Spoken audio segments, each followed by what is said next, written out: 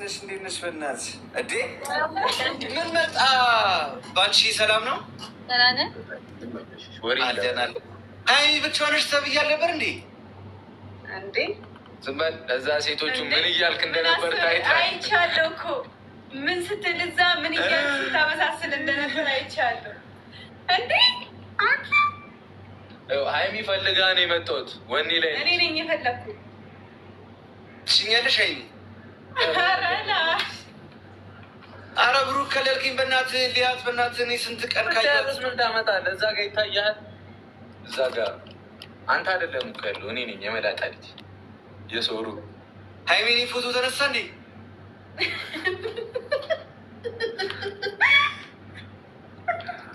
ብሩክን ስቀጠቅጥ ያለው ፎቶ የለም? አሳጥቤ ያመጣልሻለሁ። እሺ ሀይሚ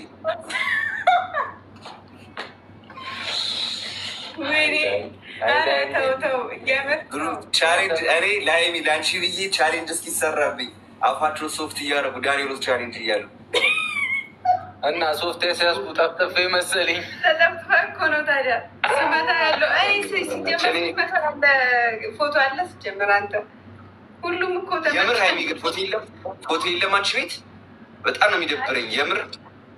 ታንቀሙት የምር ባይ ሲመታ ያለው ፓርት ነው ያለው ያሰራላለሁ። ሰው የለም። ትገጥማላችሁ ወይ?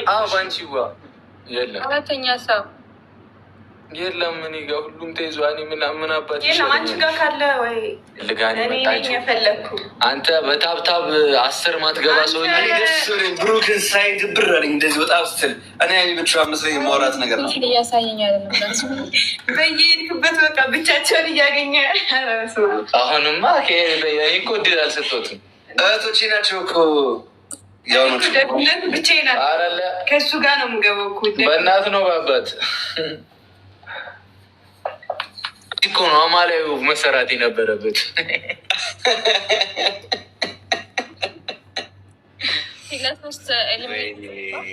መከራ የሰው መከራ እኮ ነዳኒ እግዚአብሔርን። ሀይሚ አሁን አንቺ ነሽ ሀይሚ ነች ግን ሁላ አንበሳ ምናምን የታያት ምን ሆነክ ነው? በጣም ብሩክ ይደብረኛል። አትከልላት ሀይሚ። ይኸው ብቻዋን ብቻዬን እንዴት ነው የምታምሩ ግን አንተ የሰው ይቦላ አፈን ዝጋ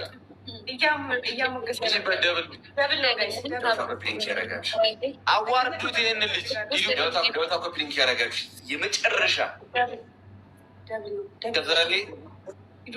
ደውታ ኮፕሊንክ ያደረጋችሁ ካሊዲ ፊክስ እናድርገው ጋይስ። ደውታ ኮፕሊንክ ያደረግን ሁላችን ሀይሚ ምንድን ነው? ምን አይ ሀይሚ ይለኛል። ምን ዘበኛ ሻርክኝና ደሞዝ አንቺ ማየት ይሆንልኝ። ችጋራ ይቅርታ አልችልም።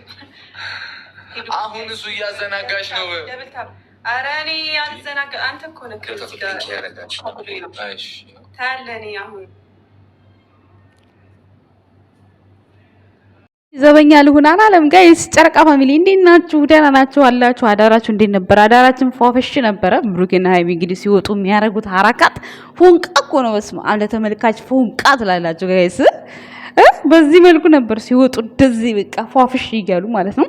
ብሩኬማ ትናንትና የሀይሚን ፀጉር መስራት ነበረበት በቅጣት ላይ ብላይ ማለት ነው። እና እንትና ደግሞ ዳኒ ደግሞ በስማም ዳኒ እኮ ማለት ነው እስከ ጥግ ድረስ ያኔ ስለሚግባቡ ፍሽክ ብሎ ነው የሚጫወተው ማለት ነው። ባይ ዘ ወይ ሀይሚም ከሱ ጋር ሲሆን ይሆን አታፍርም ነገር። በነገራችን ላይ ከካሜራ ጀርባ ይገናኛሉ ብዙ ጊዜ ከብሩኬ ጋም ብቻ የተለያዩ ነገር ላይ እንደሚገናኙ በባለፈውም አይቻለሁ። ብዙ ቦታም ያው ይገናኛሉ። ከሀይሚ ጋር እንኳን አላውቅም። ጀስት ያው ብሩኬ ካለ ያው ሀይሚም ትኖራለች ብዬ ነው የማስበው። አንዳንድ ቦታ ላይ ባትኖርም አንዳንድ ቦታ ላይ ትኖራለች ብዬ ነው የማስበው። የኛ ወድ ቤተሰቦች እንግዲህ ትናንትና በየተራ እየገባችሁ ያው ቃልዬ ግጥሟን ማለት ነው ያበደ ግጥም ነው እየገጠመች የነበረው። በጣም ደስ የሚል ግጥም ነው። ግን ግጥም ሲገጠም ሙዚቃ ባይገባ ደስ አይልም። ሙዚቃው ሳይገባ በጣም ሙዚቃው ይረብሻል። በዚህ አጋጣሚ ግጥም ስትጽፊ ኮሜንት ላይም ጽፌላታለሁ። ፍቅር ግጥም ስታቀርቢ ብቻውን በቃ አቅርቢው። በጣም ነው ደስ የሚለው። በቃ አንጀት ነው የሚያረሰው ማለት ነው።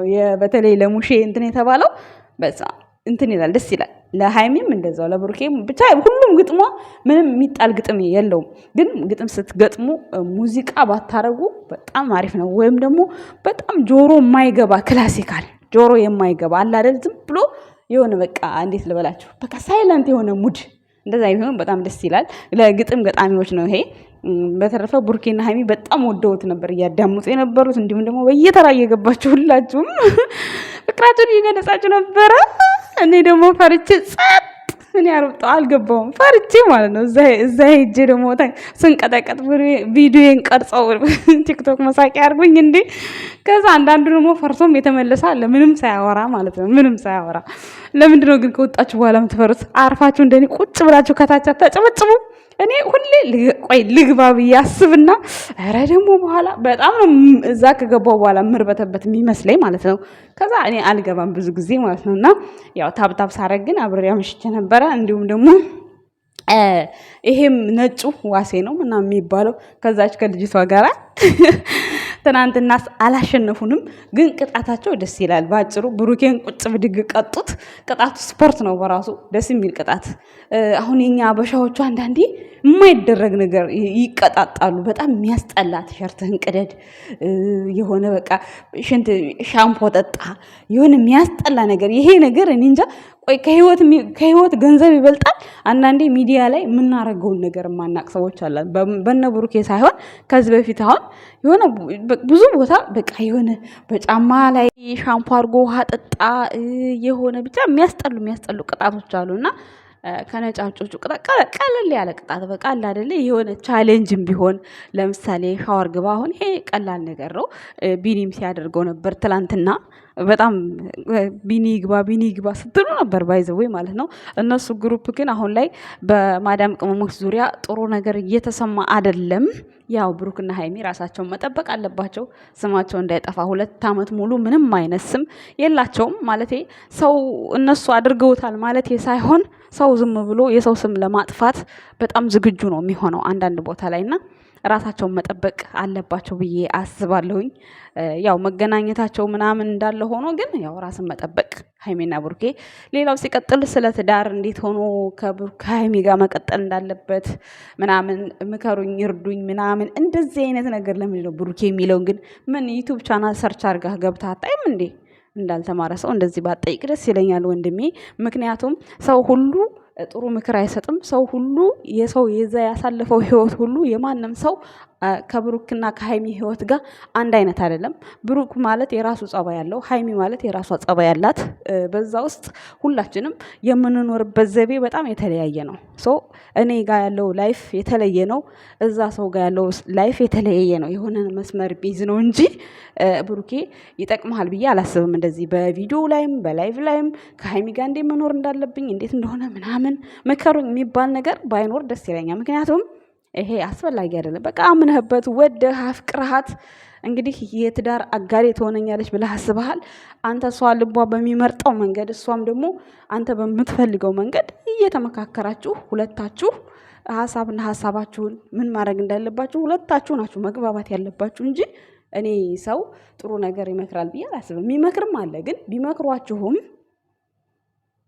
ይለያያል። ህይወት ሁሉ አንድ አይነት አይደለም ብዬ እኔ መልእክቴን አስተላልፋለሁ ጋይስ። ምክንያቱም ሰው እንደ ቤቱ እንጂ እንደ ጎረቤቱ አይኖርም የሚባል ተረት አለ። ከተሳሳትኩኝ በጣም ይቅርታ አድርጉልኝ።